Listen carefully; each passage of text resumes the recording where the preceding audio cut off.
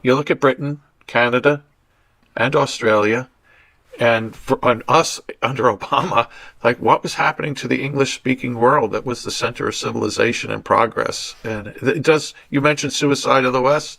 It seems to be something that's been embraced, and thankfully Donald Trump seems to have broken it. But that's what he's trying to do. He's trying to say to people, don't feel guilty about your legacy. Don't change names. You don't have to be perfect to be good. Respect your traditions.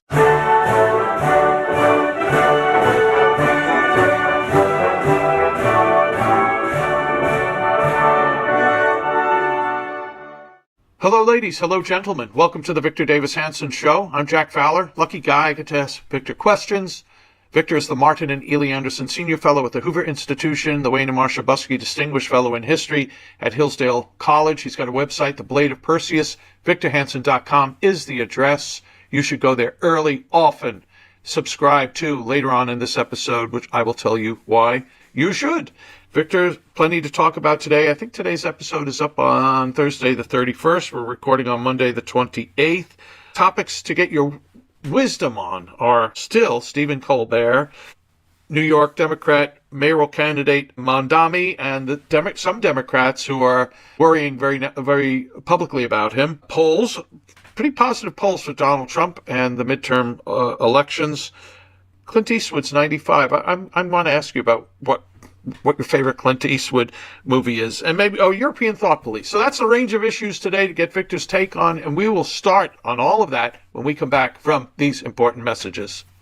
We're back with the Victor Davis Hanson Show. Victor, let's get started with your thoughts on Stephen Colbert. A few things have gone on. Supposed rallies to support him that were kind of flopperoos, but the continuing appearance, David Letterman and others, the comic world, that I don't think anyone gives a rat's patoot about them anymore, coming to his defense.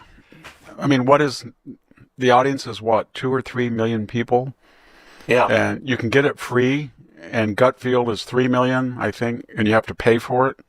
And Gutfield is beating all of these guys. So I don't know what his shtick is. He goes on, apparently, I've never watched it, but from news accounts, he goes on every night and attacks his sponsors, right?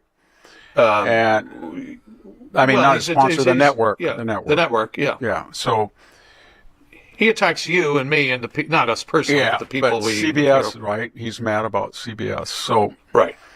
And they gave him a year.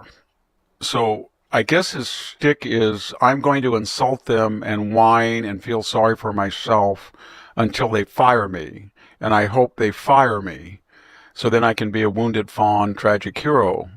And I guess the crazy people that were at the network felt, well, to mitigate the idea that he was a loser and we paid him $20 million a year and he cost us $41 million and we gave him a $100 million budget and he still couldn't break even. We'll give him a year because he's a popular icon and an extension of the Democratic Party, and we do business, and the Democrats are nice to us because we subsidize these terrible losses so they can have a megaphone or a slot to air their grievances. I get all that. But at some point, they must think he's kind of like, you remember Howard Beale in Network, the Peter Finch character?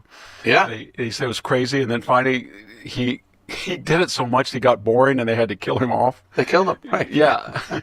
Well, I don't want to get into the killing metaphor, but my point is that I think he's going to get boring like Howard Beale, because every night he seems to complain that they're mean to me and they did this to me and they did this and everybody's going, but you got 20 million. He's like a teenager that his parents, the teen says, oh, he got a Firebird. I mean, in high school there was a rich kid and he goes, oh, that other guy got a Firebird and I only got a Camaro. And, it's like, I don't care about my parents' income, where it comes, how hard. I just want it. And that's what he is.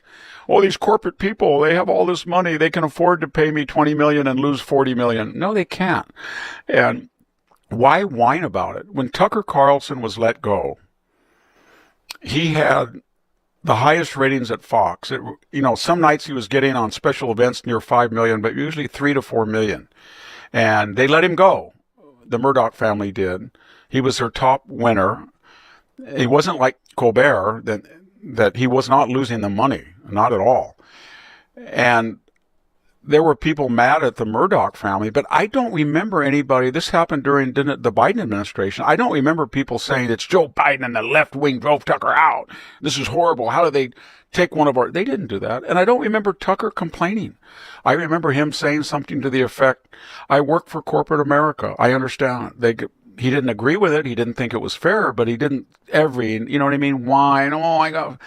He's like an adolescent crybaby. Well, casting of this as a First Amendment issue is kind of preposterous. Yeah, by the way, Victor, he's lost $40 million a year. That means he's lost hundreds of millions of dollars for this company. And he's lost it because, as Jay Leno said the other day, you can't alienate half the country. When they asked Michael Jordan, well, why don't you be more left-wing? He said, Republicans buy shoes too. And so it's stupid to destroy half your audience. And that's what he did. It goes with the genre, though. I mean, other than Gutfeld, it's... the crybaby. I don't like the crybaby. Oh, poor me. I only make $20 million. I'm going to insult people so they'll fire me and then I can be really a victim. Who cares? Once you grow up, man, get a life. You know, I'm looking at the New York Post from Sunday, and it has an article titled Republicans Left Out. And on these shows, it breaks down people from the left and people from the right who over the years appeared as guests. And Stephen Colbert had 176 from the left and 1 from the right. The Daily Show, 157-9. Seth Meyers, 68-0. Jimmy Kimmel, 58-2. Jimmy Fallon, 41-2. Talk about boring. This got boring a long time ago. Not only boring what he's doing now, but everybody knew what it was. It was a bunch of network corporate subsidiaries and their advertisers who made a conscientious decision to invest in the Democratic Party that would be in power half the time. And they thought, you know what, this is very important to vet, especially in the age of Trump. And we get Elizabeth Warren on whoever put Elizabeth Warren on anything to hear that scowling, whiny person. But she's angry because she can't go on Colbert anymore. Same thing with all of them. And that was what their role was. It was just a business decision. These corporate people got together and said, you know what?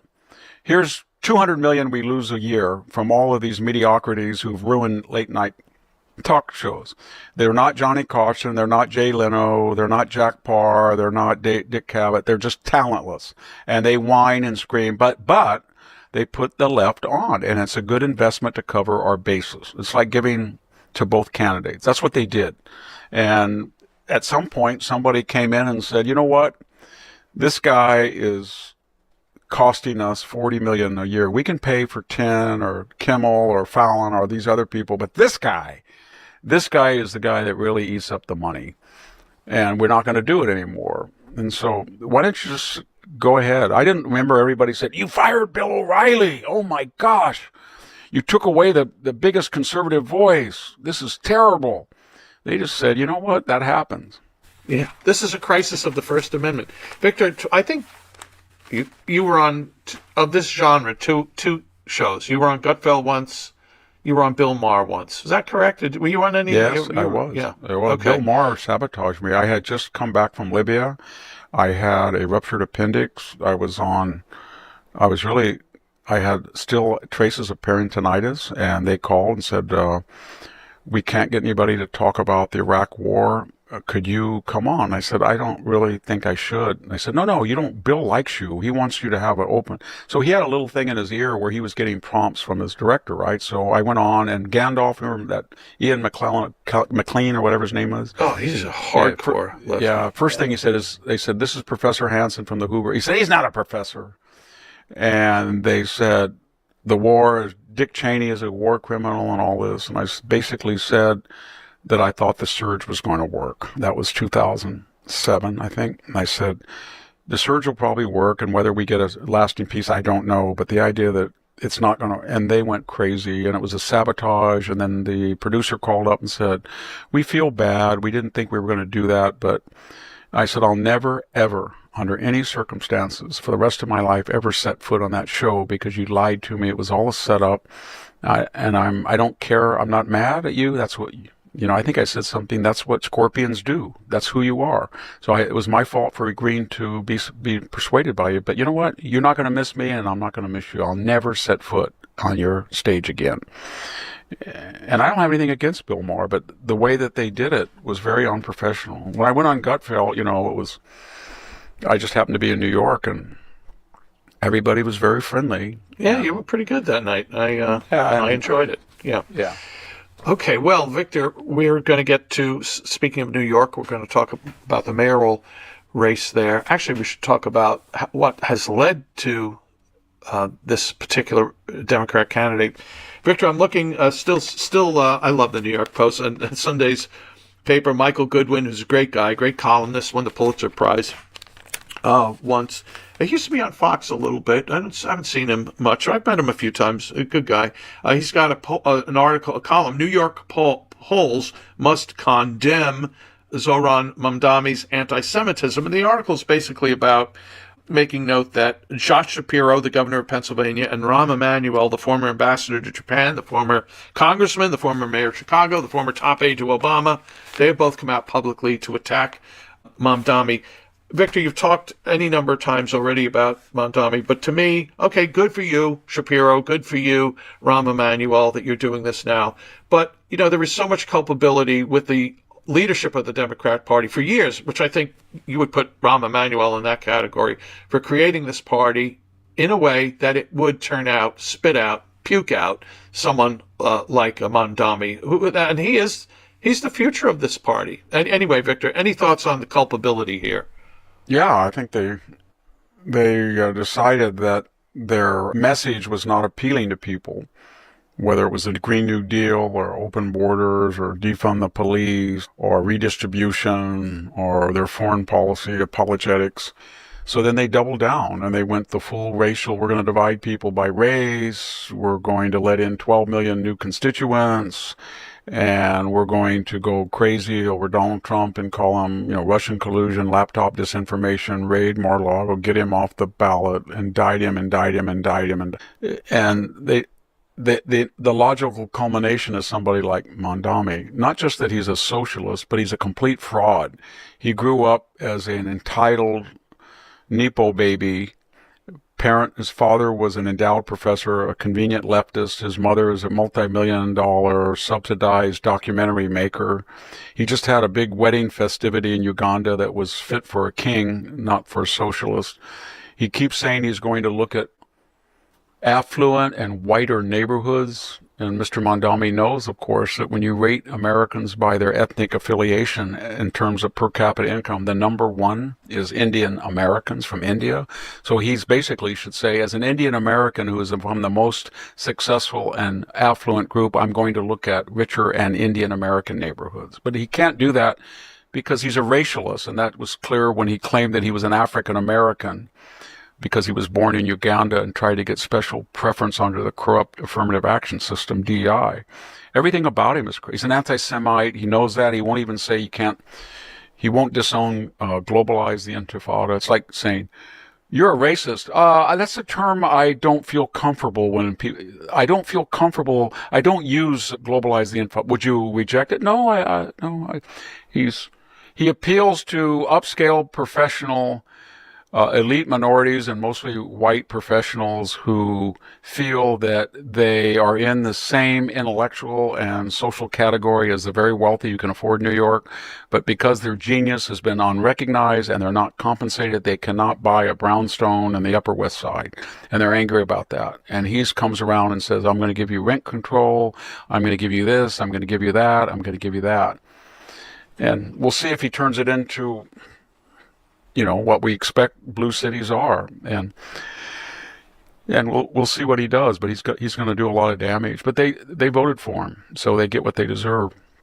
And we'll see what the Jewish population, it used to be 30 or 40%. I think it's down to 12% in New York now. What happens to those who are actually Orthodox or they identify as being Jewish American? Because it would be stupid to live in that.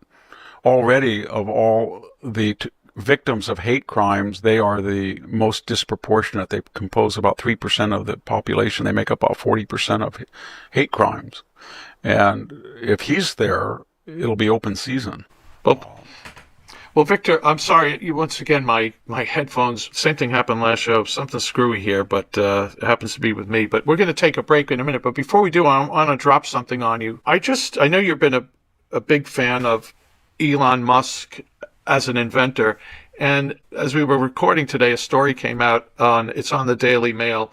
A paralyzed woman reveals shocking effect of Elon Musk's Neuralink brain chip. And here's a woman who was paralyzed for 20 years, and now this thing this guy made, amongst the many things he's made, has profoundly affected her life positively. This is just anyway. I just bought another Tesla. Gave my wife's Tesla, to my son, and I picked it up and I drove it home. And it's a beautiful car. It's even better than the model just 2 years ago. It's an amazing car. And the SpaceX is an amazing company. X is an amazing company. I'm speaking right now in rural California because of Starlink. So he's done a lot. I wish he wasn't going to start a third party. And if he does, I hope it doesn't really destroy the conservative movement and the way that Ross Perot sort of got Democrats elected. I hope he can heal his wound with Donald Trump so they at least have a modus operandi. They have a truce or something. And I hope he continues to do what he does. It's so funny is that he was an icon of the left because of his EVs and his sustainable reputation, sustainable energy, etc., solar panels, batteries, all that stuff. And then he was despised because he endorsed Donald Trump in 2024. And now that he had a rupture with Donald Trump, guess what? Nobody is destroying Tesla cars or dealerships. It's like, well, we're going to destroy you and drive down your... Tim Walz is not... Why isn't Tim Walz talking about driving down the price of his stock? Because he's no longer public enemy number one because he's mad at Donald Trump. Therefore, he's okay. Therefore, we were not going to torch his dealership. That's how the left thinks. Well, he's a very gifted Renaissance person. I'm very happy he's in the United States. Yeah.